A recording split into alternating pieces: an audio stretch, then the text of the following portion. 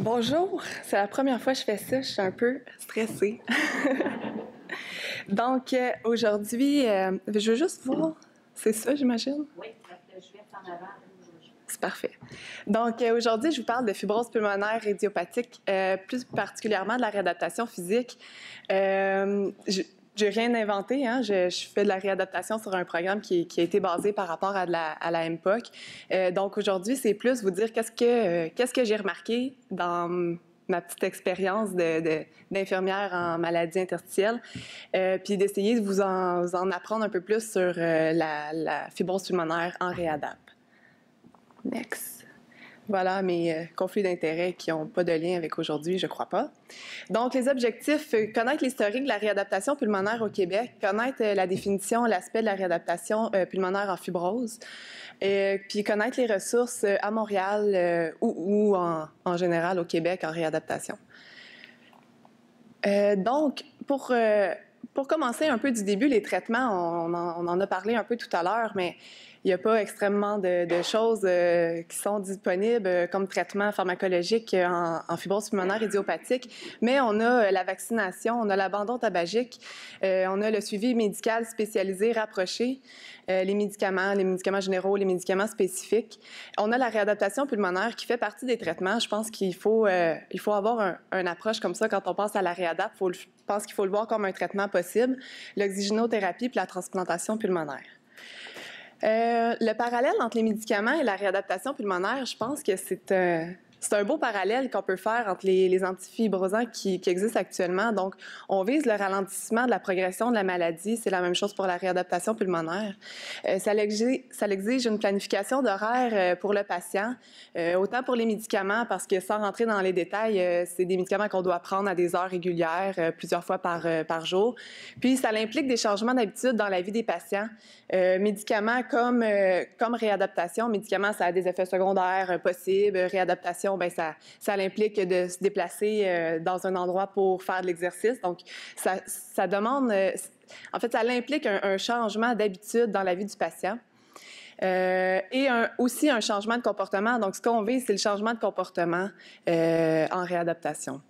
Dans les deux cas, je crois que ça prend un soutien de la part du professionnel de la santé. Puis, je pense que le soutien est primordial parce que quand on parle de changement de comportement, bien, il faut nécessairement avoir un accompagnement pour le patient dans tout ça.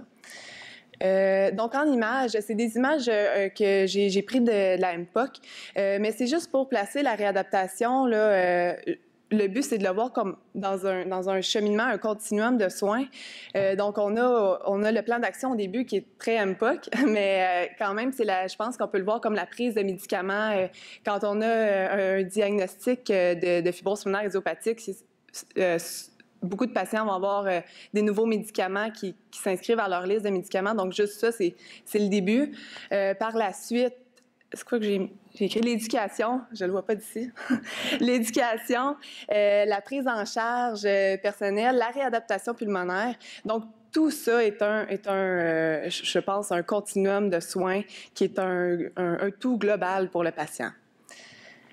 Par la suite, la réadaptation. Je pense, ben c'est un peu ce que je vous disais, possible de constater que la réadaptation, ça fait partie intégrante des traitements. Il y a des auteurs qui affirment que la réadaptation devrait être considérée comme un traitement standard pour les patients de maladies interstitielles. Donc, ça, je pense que ça change un peu la façon de voir la maladie. Et des traitements possibles, c'est pas juste des pilules qui existent, il existe autre chose. On va rentrer dans les détails. Pour ce qui est de l'historique de la réadaptation, dès 1969, une première étude a été publiée appuyant les vertus de l'exercice physique en MPOC. Donc, quand même, depuis 1969, on dit que l'exercice, c'est bon pour la santé. C'est pas nouveau.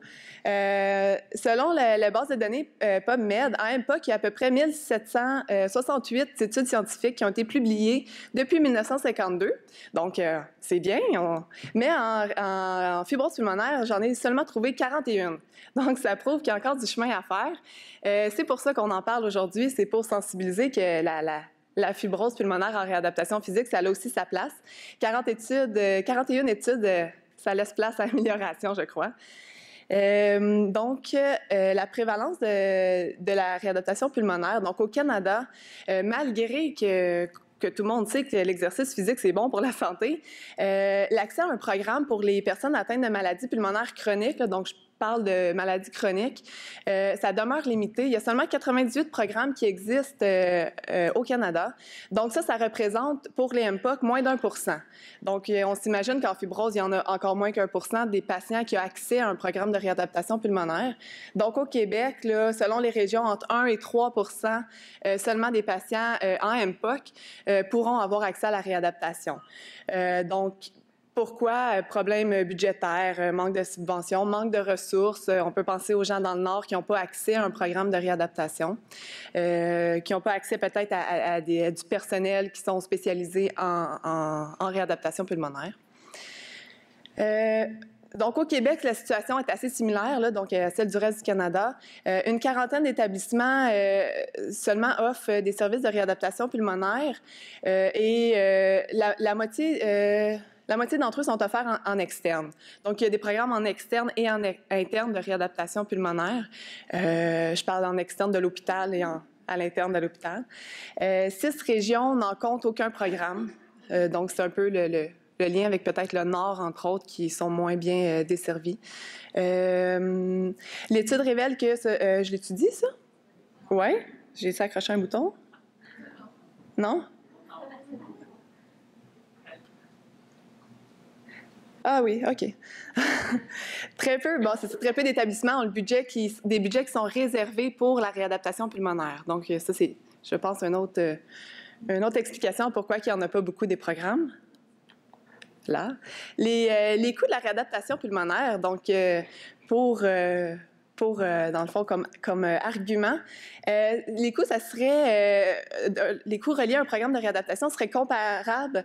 j'ai sauté, excusez-moi. Seraient compensés par la diminution des coûts d'utilisation des soins de santé en post-réadap. Donc, on pense que ce qu'on va enseigner aux patients, les bienfaits qu'on va aller chercher en réadaptation, on pourrait compenser par la suite avec la réhospitalisation et par l'utilisation des soins. Donc, les auteurs mentionnent que le rapport coût-efficacité est égal ou supérieur à une thérapie courante comme un remplacement de hanche ou de pontage coronarien. Donc, quand même, c'est pas rien. Ça, c'est un autre graphique qui est très MPOC, parce qu'on parle de médicaments d'MPOC, mais je voulais juste montrer la place de la réadaptation pulmonaire par rapport au coût-efficacité. Il est quand même en 3e ligne. Donc, on a la vaccination, on a l'arrêt tabagique, puis tout de suite après, la réadaptation pulmonaire. J'ai pas encore, malheureusement, j'ai pas trouvé, en fait, de diagramme comme ça pour la fibrose pulmonaire, mais je pense que ça nous donne quand même une bonne idée de voir où se situe la réadaptation par rapport aux soins, parce qu'après la réadaptation, c'est les traitements médicamenteux. Donc, on peut voir qu'ils se placent avant les médicaments. Donc, vrai ou faux? La réadaptation pulmonaire est dangereuse pour les patients atteints d'FPI. C'est facile, la réponse est juste en dessous. Mais c'est ce qu'on avait entendu au début, là, avant de commencer un programme. On se demandait est-ce que c'est sécuritaire ou pas d'entraîner des patients atteints de fibrose pulmonaire? La réponse est oui. C'est sécuritaire pour les patients atteints de maladies pulmonaires interstitielles. C'est même recommandé. En fait, la question que moi je me posais, c'est pour qui l'exercice physique ne serait pas bon? Donc, un programme de réadaptation, c'est pour qui? C'est pour des personnes vivant avec une maladie pulmonaire chronique qui demeurent symptomatiques malgré un traitement optimal. Il y a aussi, là, je voulais préciser qu'il y a plusieurs programmes, disons, sur l'île de Montréal de réadaptation pulmonaire, puis chaque programme a des critères là, de sélection un peu propres à leur programme. Donc, ici, c'est un résumé, c'est global, mais selon les hôpitaux qui font de la réadaptation, ça peut varier. Donc, pour qui? Pour des personnes qui ont un déconditionnement physique qui est aggravé par la dyspnée à l'effort. Généralement, ils demandent un état clinique jugé stable. Là, des patients qui sont en infarctus, c'est pas le bon moment pour la réadaptation pulmonaire. Une dyspnée d'effort de grade 2 ou plus. L'absence de comorbidité cardiaque, musculo-squelettique ou psychologique majeure. Psychologique majeure, dans le fond, c'est le but d'aller faire de l'exercice puis d'avoir une présence. Certains, disons, des psychotiques décompensés, ça pourrait être plus difficile pour lui de suivre un traitement, mais l'exercice reste quand même bon pour lui. Et le patient, faut qu'il ait un désir et une motivation d'améliorer sa qualité de vie. Encore là, je pense qu'on a un rôle important à jouer de motivateur puis d'accompagnant de patients. Les patients qui ne sont pas motivés, ils ont sûrement des raisons, sont peut-être pas prêtes. Peut-être qu'avant de proposer une réadap, on peut les accompagner et leur proposer autre chose. Disons des patients qui sont en cessation tabagique, bien peut-être que notre rôle, ça va être plus de les accompagner vers la cessation tabagique. Puis quand il va être prêt puis qu'il va être motivé à faire de la réadap, on sera là pour lui. Il faut qu'il y ait une volonté aussi de poursuivre un programme d'exercice à domicile. Le but, c'est de les rendre autonomes. Donc, on fait un programme supervisé au début pour qu'après, le patient continue par lui-même, qu'il puisse s'inscrire dans des programmes de réadaptation, dans des programmes d'exercice au gym ou à la maison. Le tabagisme, bien là, c'est ça. Parfois, il peut être une contre-indication. Je sais qu'à Sacré-Cœur, c'est pas une contre-indication. On accepte des patients qui fument, qui sont fumeurs. Généralement, ils arrêtent de fumer en cours de route parce qu'ils voient, les autres non-fumeurs qui ont beaucoup plus de facilité à suivre le programme. Donc, en quoi c'est efficace, l'exercice? Je sais qu'on en avait parlé, je crois que c'est hier. Donc, rapidement, l'exercice physique, ça réduit l'essoufflement, ça améliore la musculature. Dans le fond, en améliorant la musculature, on ne peut pas jouer directement sur le poumon, mais on pense qu'un muscle qui est plus fort va consommer moins d'oxygène. Ça améliore la capacité à l'exercice, ça améliore la qualité de vie, ça réduit le nombre d'hospitalisations. Ça, c'est très bien prouvé en MPOC. En fibrose, on pense peut-être aussi que si le patient est plus informé de sa maladie, qu'il connaît ses signes, ses symptômes de maladie, il va être moins anxieux puis moins porté à aller à l'urgence rapidement. Donc, dans ce sens-là. Ça réduit l'anxiété, la dépression liée à la maladie. Ça améliore les connaissances, la prise en charge de la maladie par le patient. Tout à l'heure, on a vu que c'est un problème assez criant, le manque de connaissances et le manque d'informations pour les patients.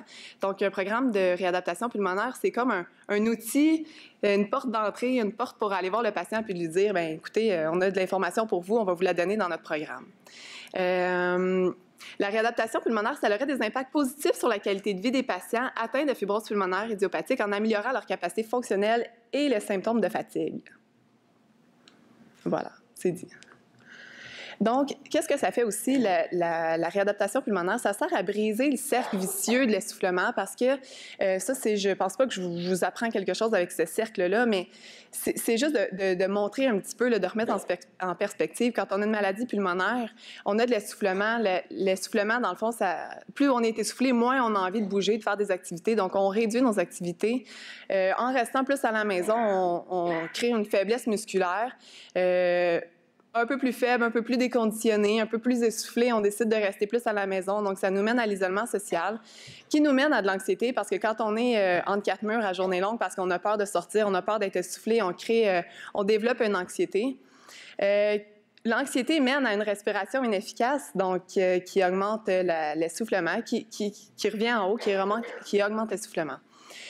Donc, où on veut mettre la réadaptation, c'est en haut, l'éducation de la réadaptation respiratoire. On veut briser ce cercle-là. On veut diminuer l'essoufflement puis faire sortir les gens, les rendre plus autonomes. Donc, description du programme. Donc, un plan d'entraînement, la réadaptation, en fait, c'est un plan d'entraînement qui est personnalisé et adapté à la personne. Donc, chaque personne qui fait une réadaptation a un plan personnalisé pour lui-même, selon ses besoins. Ça nécessite une évaluation médicale puis des tests d'effort avant d'accepter un patient dans le but que ce soit sécuritaire. Les séances se font dans un centre spécialisé sous supervision de professionnels de la santé. Fait que ça, c'est souvent rassurant pour les patients de savoir qu'ils ne vont pas être seuls parce que on a souvent le réflexe de dire, bien, bougez, allez-y, sortez, inscrivez-vous dans un centre. Mais le fait d'avoir un professionnel de la santé, ce que j'ai eu comme commentaire, c'est que les gens se sentent sécurisés. Ils disent, s'il m'arrive quelque chose, si je tombe, bien, il va y avoir une infirmière, il va y avoir une physiothérapeute ou quelqu'un qui va être là pour m'aider là-dedans. J'ai dit tout à l'heure qu'il existait des programmes en interne et en externe. Et puis, il peut y avoir deux volets, l'enseignement de la maladie et l'entraînement. Donc là, je ne suis pas au courant de chacun des hôpitaux, mais à Sacré-Cœur, l'enseignement de la maladie et l'entraînement est dans un même programme de réadaptation. Donc, quand les patients viennent en réadaptation, ils ont un certain montant, un certain nombre d'heures de formation et le reste, c'est de l'entraînement musculaire. Donc, avec qui? Avec toute une belle famille. Donc, c'est physiothérapeute, infirmière, physio, kiné, il y a plusieurs personnes. Infirmière, psychologue, la pharmacienne, les résidents, les secrétaires, technicien médical, inhalothérapeute, chercheur, médecin de famille et bien sûr le patient qui est au centre de tout ça. Pourquoi autant de gens? Parce que dépendamment de le patient est rendu où dans son changement, il peut y avoir besoin d'une physio plus particulièrement. Il peut avoir besoin d'une nutritionniste que j'ai pas mis sur ça, mais on peut rajouter, greffer à l'équipe autour du patient des professionnels de la santé autant qu'on en a besoin. Donc, c'est ça. Donc, pour parler un peu de Sacré-Cœur, ce qui a été fait, c'est mon expérience jusqu'à maintenant. On a débuté un projet pilote en hiver 2015. Il y a eu 4 sessions, donc de 8 à 10 semaines jusqu'à présent. Il y a eu 11 nouveaux patients au total, donc c'est un petit groupe. Et puis, il y a eu à peu près 10 heures d'enseignement et il y a eu de l'entraînement regroupé aussi. Donc, on a aussi offert la possibilité de période de maintien. Donc, c'est 8 semaines après les premières 10 semaines. Donc, si on voit que le patient, après les 10 premières de réadaptation, il y a encore un petit peu de gain à faire, il n'a pas tout à fait compris ou il n'est pas encore à l'aise 100% de s'entraîner toute seule, il y a la possibilité de faire un 8 semaines supplémentaires de maintien. Le programme est offert en externe. Nous, c'est au YMCA de Cartierville. C'est un gym, en fait, à part, qui n'est pas à Sacré-Cœur. Ça a des avantages, ça a des inconvénients. Les avantages d'aller dans un gym, c'est de montrer aux patients qui ne sont pas malades. C'est pas un traitement médical qu'ils viennent chercher. C'est en fait, parmi la communauté, comme tout le monde, comme monsieur, madame Mus qui va s'entraîner, bien, ils sont capables eux aussi. Et puis, peut-être le désavantage à ça que je pourrais vous dire, c'est que on est loin, on n'est pas si loin que ça de Sacré-Cœur, mais on n'a pas de médecin directement, donc on n'a pas le choix de mettre des critères de sélection plus stricts. On ne peut pas se permettre d'avoir des patients trop instables parce que notre ressource en cas d'urgence, c'est le 911. Donc, c'est comme si on était à la maison. En même temps, ce que ça nous montre, c'est que les patients, s'ils sont sécuritaires à venir s'entraîner avec nous, ça va être parfait à la maison. Ils vont être capables de s'entraîner tout seuls parce que je prends un peu d'avance sur la prochaine diapo, mais c'est deux séances au YMCA, puis on demande une 3e séance à la maison au minimum. Donc, il faut que le patient soit sécuritaire à la maison. C'est un programme qui est supervisé par une infirmière et une physiothérapeute spécialisée. Le projet pilote. Donc, 8 patients sur 8 ont terminé le programme. 6 sur 8 ont complété le programme maintien. Donc, un a fait une exacerbation et l'autre, c'est à cause d'un conflit d'horaire. 3 patients sont en ce moment en cours de session. Le défi auquel on a dû faire face, c'est le recrutement des patients. Comme vous pouvez voir, on a eu juste 11 inscriptions. Pour moi, c'est pas beaucoup, c'est pas assez. Le travail reste à faire pour le recrutement des patients. Pour nous, la réalité que je vous expliquais, c'est de référer ni trop tôt ni trop tard. Donc, on veut des patients chez qui on peut changer quelque chose. Des patients qui s'entraînent déjà, ils n'étaient pas sélectionnés dans nos programmes parce que ils étaient trop en forme, en fait, pour faire le programme que nous, on leur proposait. Et ni trop tard parce que trop malade, on n'a pas de médecin à disposition. Donc, c'est ce qui a limité un petit peu le nombre de patients qu'on pouvait aller chercher. Donc, le monitoring à l'effort, nous, on s'est basé sur l'échelle de dyspnée de Borg et la montre cardiofréquence. Donc, c'est un critère. Là, on demande aux gens d'acheter une montre cardiofréquence. Donc, à part le coût de 60 $ de la montre, le programme est gratuit. Donc, on montre aux patients d'évaluer leur essoufflement sur l'échelle de Borg, puis de se fier à leur fréquence cardiaque cible selon l'évaluation médicale qui a été faite auparavant. On le voit ici, l'évaluation médicale, là, il est en bas. Là, dans le fond, premièrement, il voit un pneumologue. Après ça, il y a des tests charge croissante, tolérance, un test de marche, test de force. Et on fait le sit-to-stand pour voir, puis pour pouvoir aussi comparer après la réadapte, est-ce qu'il y a eu des améliorations. On passe aussi des questionnaires, donc le HAD, pour mesurer l'anxiété et la dépression, et le questionnaire de satisfaction de la qualité de vie, en fait. Puis, on a créé une échelle analogue. On pose la question, où situez-vous sur une ligne? Donc, ils mettent un X, puis c'est très, très subjectif. En fait, on veut savoir est-ce qu'ils se sentent mieux après la réadaptation. Donc, en général, je pense que je l'ai mentionné. Oui. Donc, en général, les patients notent une amélioration significative au niveau de la qualité de vie, donc moins fatigués, plus d'énergie. Ils ont retrouvé le goût de vivre, de sortir. Il y avait des patients qui sont assez jeunes, qui étaient en arrêt de travail. Certains sont retournés travailler. Au niveau de l'anxiété et de la dépression, ça, je ne voulais pas oublier de vous dire ça. Quand on commence à questionner les patients par rapport à leur anxiété, par rapport à leur dépression, on se rend compte qu'on a parfois des surprises. Chez Grégory a fait une belle présentation sur ça, mais je pense que c'est super important. Même dans nos cliniques, au-delà du fait de la réadaptation, quand on questionne nos patients sur l'anxiété, sur la dépression, on se rend compte qu'il y en a beaucoup qui vivent ça. Après ça, il faut savoir quoi faire avec ça. Donc, voilà. Questionner l'état psychologique de nos patients. À l'effort, ce qu'on a remarqué aussi, c'est que les patients, c'est pas une surprise, c'était déjà noté dans la littérature, mais les patients atteints de fibrose pulmonaire vont désaturer plus rapidement. Dr. Morissette en a fait elle l'a dit tout à l'heure. Quand on est habitué de les entraîner à l'effort, c'est plus inquiétant d'avoir des 87-88, mais si on compare à de la MPOC, c'est pas du tout la même approche. Donc, de mettre des niveaux d'oxygène élevés, c'est courant en fibrose pulmonaire. Donc, à l'effort, beaucoup de patients sont sous oxygène.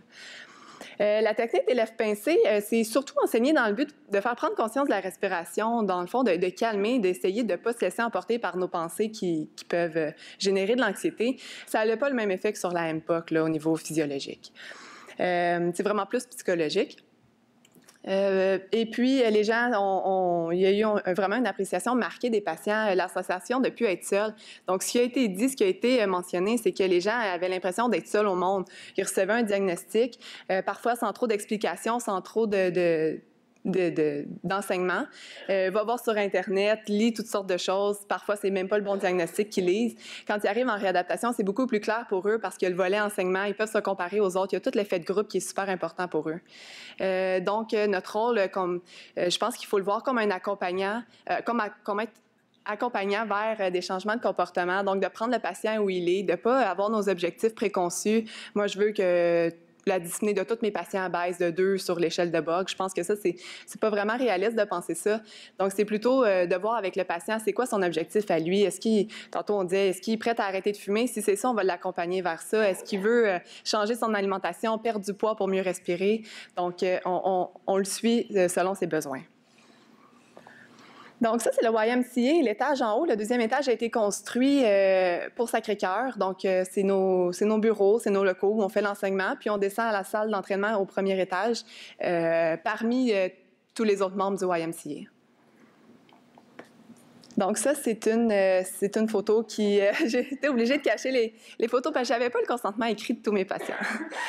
Donc, ça, c'est la salle d'entraînement. Là, il y a des ballons. Vous voyez un peu... c'est quoi l'atmosphère. Ici, on est au tapis. Donc, c'était pour montrer que les patients là, sont souvent sous oxygène, mais ils ont des beaux sourires en dessous des belles petites étoiles. Donc, moi, j'ai accepté de montrer ma photo.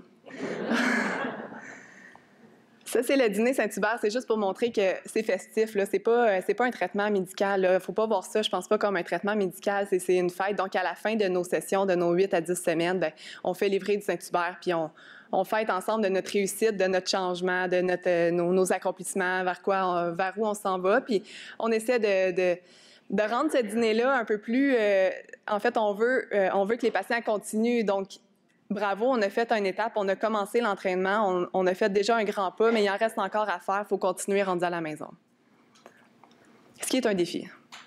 Donc, à venir, à Sacré-Cœur, parce qu'on est en constant changement, donc ce qu'on veut, ce qu'on vise, c'est d'avoir 2 jours de réadaptation supervisée, parce que dans l'autre programme, c'était 1 journée par semaine.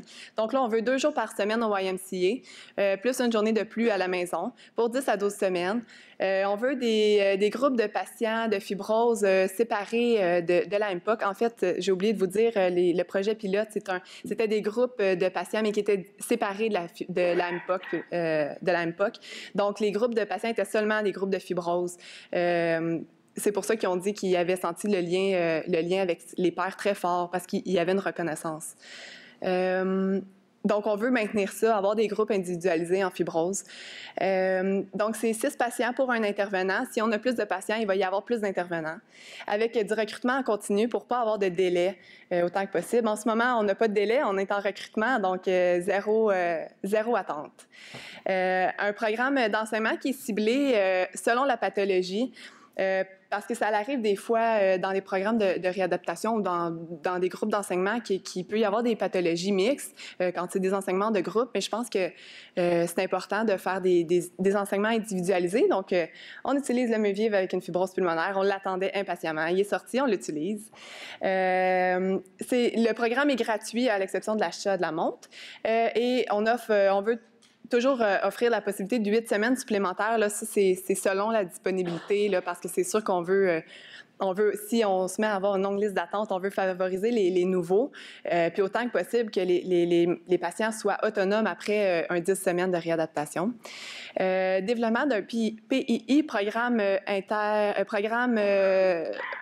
un plan d'intervention interdisciplinaire, excusez. Donc ça, c'est à venir, c'est un projet qu'on a.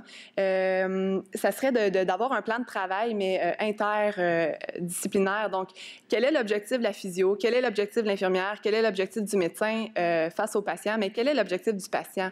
On se rend compte que souvent, on a la tendance, comme professionnel de la santé, que tout le monde pareil, tout le monde doit avoir les mêmes paliers. On s'entraîne toutes 5 minutes, puis après ça, il y a 2 minutes de repos. Tout le monde pareil. Je pense que c'est important d'individualiser nos programmes, d'avoir des programmes de groupe, mais avec des objectifs individualisés. Le volet enseignement, j'en ai mis beaucoup. Je voulais vous montrer qu'il y a tellement de choses qui sont importantes pour les patients. J'aurais pu en mettre plus encore. Je pense qu'il y a tellement peu de connaissances en fibrose que je pense que n'importe quoi que vous allez enseigner, pas n'importe quoi, mais n'importe quel sujet que vous allez enseigner à votre patient, ça va être quelque chose de nouveau pour lui. Donc, donner de l'information à vos patients, de transmettre ce que vous savez le plus possible pour eux. Ils en ont besoin, puis je pense que c'est un problème actuellement, le manque d'information. De la sexualité, les voyages, les médicaments, etc.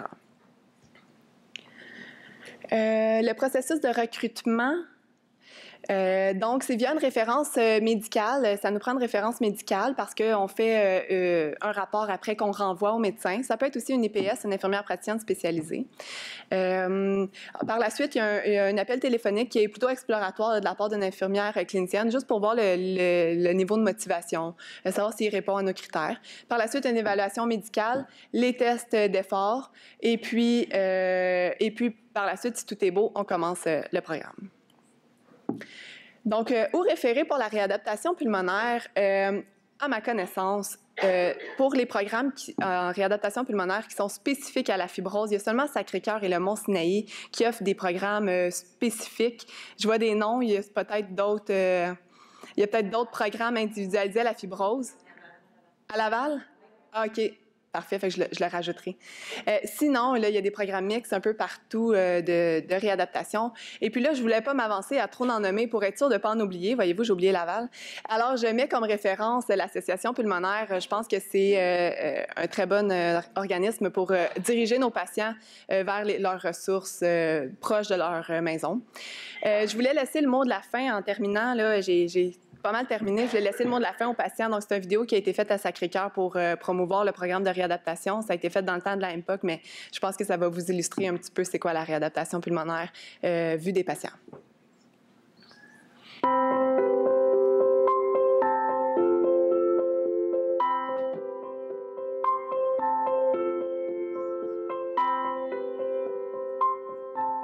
Je me sentais limitée. Je sentais que c'était un peu la fin, que je ne pouvais plus vivre comme je voulais. Le groupe, ils vont te montrer comment tranquillement réapprendre à vivre. C'est ça. C'est important pour nous de montrer aux patients qu'ils s'en vont là pour améliorer leur qualité de vie, qu'ils s'en vont là pour faire une période de réadaptation, qu'ils ne sont pas malades ou ne s'en vont pas suivre un traitement à l'hôpital. Je veux que les patients connaissent mieux leur maladie. Si on veut qu'ils puissent s'impliquer dans le traitement de cette maladie-là, il faut qu'ils la connaissent. Tous les petits trucs qu'ils nous ont donnés pendant les cours, ça, je ne savais pas. Et les gens qui arrivent ici, qui ont eu des douleurs, qui ont fait des infarctus, souvent sont réticents à bouger après. C'est évident que la maladie coronarienne, c'est une maladie chronique qui va revenir si on ne change pas la recette. C'est bon, patient. Il n'y a plus de crainte, c'est-à-dire que on m'a appris un peu à cerner les limites de mes capacités. Je dirais que c'est important de faire de l'exercice. C'est important d'en faire. C'est une question d'apprendre à mieux vivre avec notre maladie, à mieux gérer notre maladie. C'est vrai que l'hôpital guérit, soigne puis guérit. Mais il faut faire des choses pour ne pas y retourner à l'hôpital. J'espère que ça va continuer.